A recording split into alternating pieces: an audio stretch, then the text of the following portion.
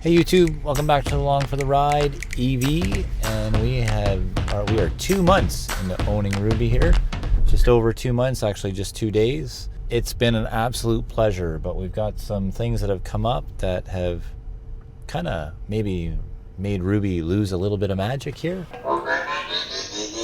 Anyways, we're going to talk about that here on Along for the Ride. So here we go. 2 months in, that means just over 3,300 kilometers on Ruby as well in 2 months, which isn't too bad. Definitely a slower second month than a first month. But it also means $91 of charging cost. So that equates to about $2.75 per 100 kilometers, which is way less than some of the liters per 100 kilometers we were getting on the truck. So really pleased about that.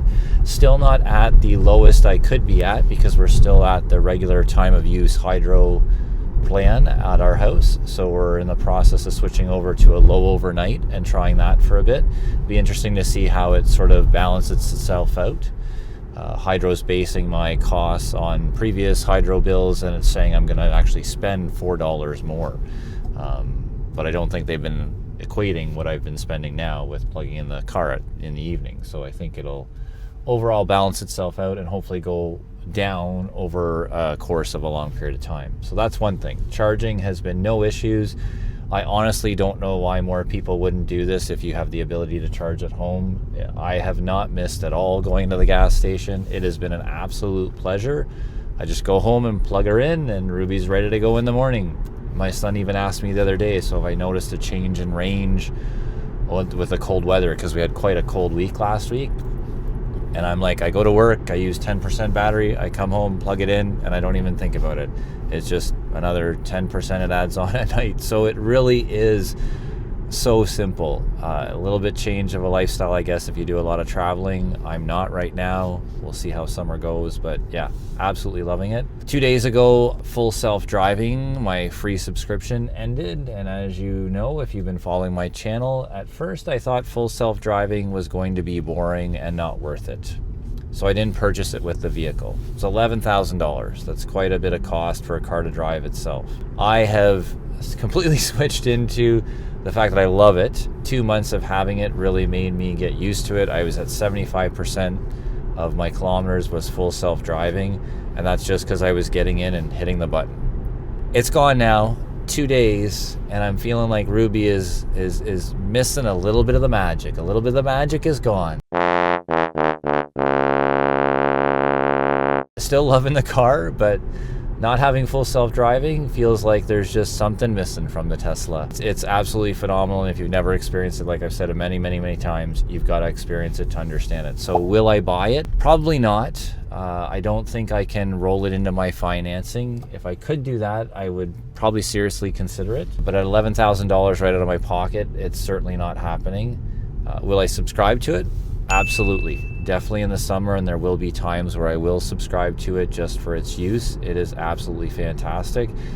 Way better than autopilot. So I experimented with autopilot today, and it honestly feels like when you switch on autopilot that Ruby's gone dumb. Ruby has gone dumb. It is so much worse than full self-driving.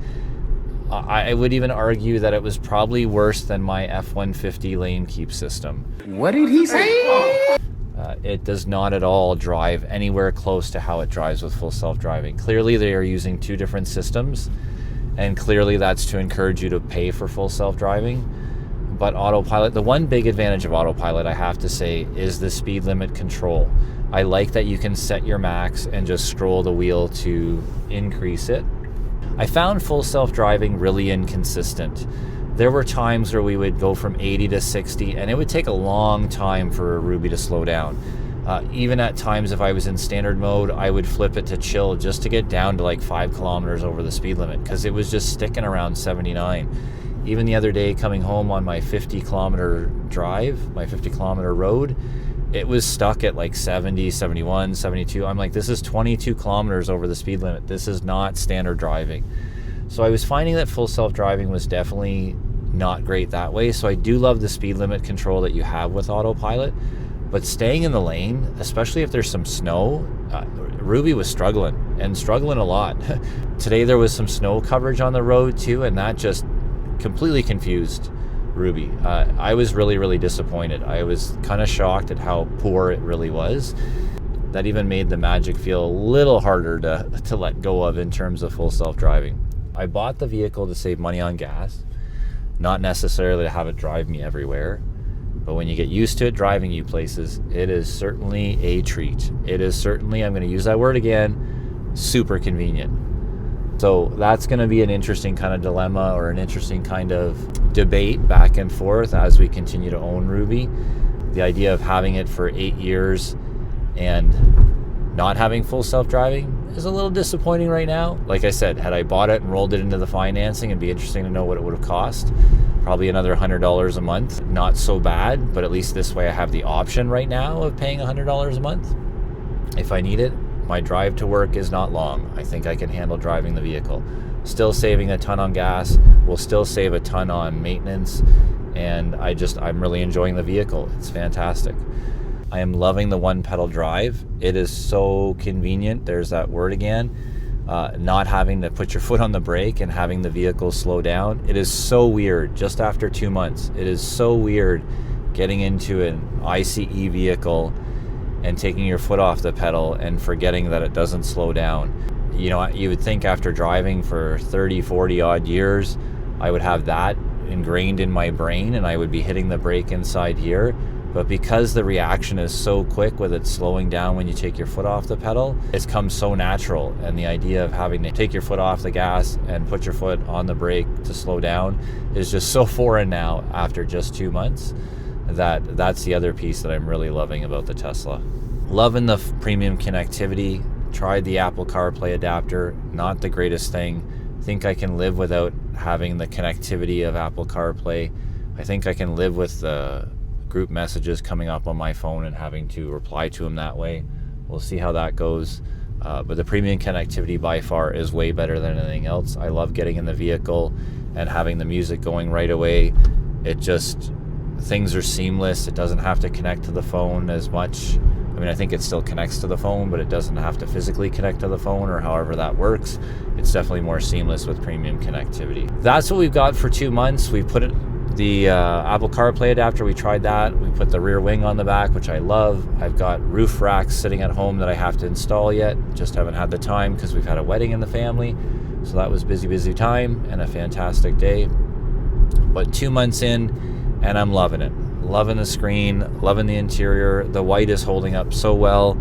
It needs a good cleaning in here right now because we have had a really cold spell and I haven't been able to get it washed and cleaned up because it's been so cold and water's just been freezing on it, so got to get into doing that. But really enjoying the vehicle, enjoy the quietness of it. Treat to drive, even without full self-driving. That's so hard to say, and I didn't think I would be like that. But it is a convenience that I will absolutely miss. 3,300 kilometers in, $91 in, and Tesla Ruby here is doing just fine. Other than that, that's a quick little 2-month update. If you've been following the channel, you've seen I've done some stuff with throwing stuff in the back, having no issues there. I'm really pleased with the decision I've made. I'm hoping that I'll continue to be pleased. The Power Frunk is by far the best thing ever. Definitely an accessory that I think everybody who has a Tesla Model Y, even Model 3, definitely an accessory that I would suggest you put in. I use the frunk for my snow brush all the time, and it's great. I even love now that I can open it with the app, but if you just hit the close button or the open button inside the frunk, it actually closes the frunk, which is really cool. So it's really quick and easy to open and close. You don't even have to touch it, which is great because you don't have to scratch it or put dents in it. And that's what I gotta say after 2 months of owning a Tesla Model Y coming from an F-150. So far not missing a whole lot other than missing full self-driving. And I didn't have that in my F-150 either.